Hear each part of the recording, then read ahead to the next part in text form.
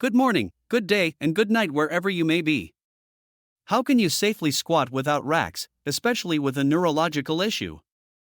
We'll guide you step by step on how to squat safely without a rack, even with a neurological condition. This is Art Thomas, and I have acquired ataxia. Welcome back to Living with Ataxia. All right, now we're going to do some squats or some variations of squats, depending on what you can do. First, you're going to do body weight. So you can adjust your feet either closer or wider, depending on what's comfortable, what allows you to go down the furthest. You're going to try to go down as low as you can, keep your back as straight as you can, let your knees go forward, but you try to keep your heels down.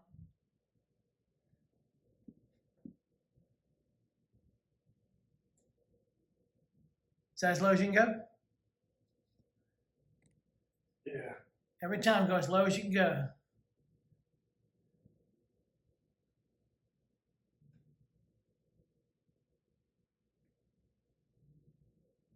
All right, now grab some dumbbells. We're going to do it with the dumbbells.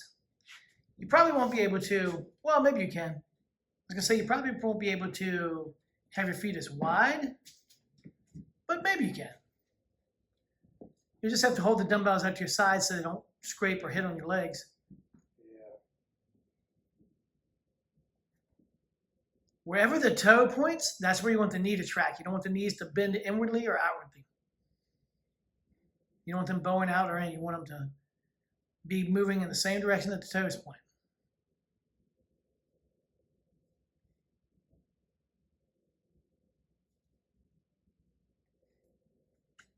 All right, now stop, freeze. Feet a little closer together, about hip width, between hip and shoulder width, toes straight ahead, right? Now you're going to do a deadlifting movement and show the difference. Do like a deadlift. But keep your back, shoulders back, chest out, whole time, much as possible. On this, you can let the knees bend. Don't lock them. I mean, if you're really trying to focus on the back of your legs,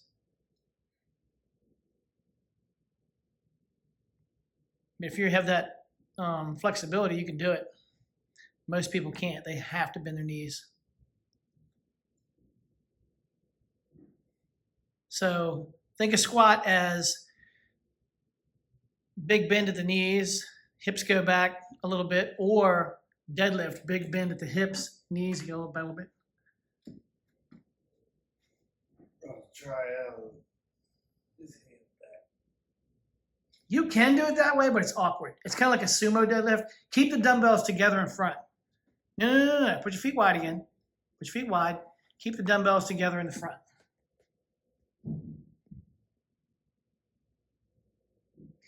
You're letting your back like this. You're letting it round too much. Keep the chest out, shoulders back. Push the hips way back to get down. Better. Now do it, let the knees bend. Push back, let the knees bend, let the knees bend. You're not letting them bend at all. Push the hips way back, let the knees bend. All right, that's good.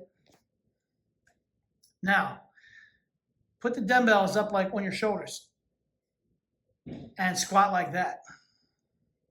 Keep the knees out, knees out.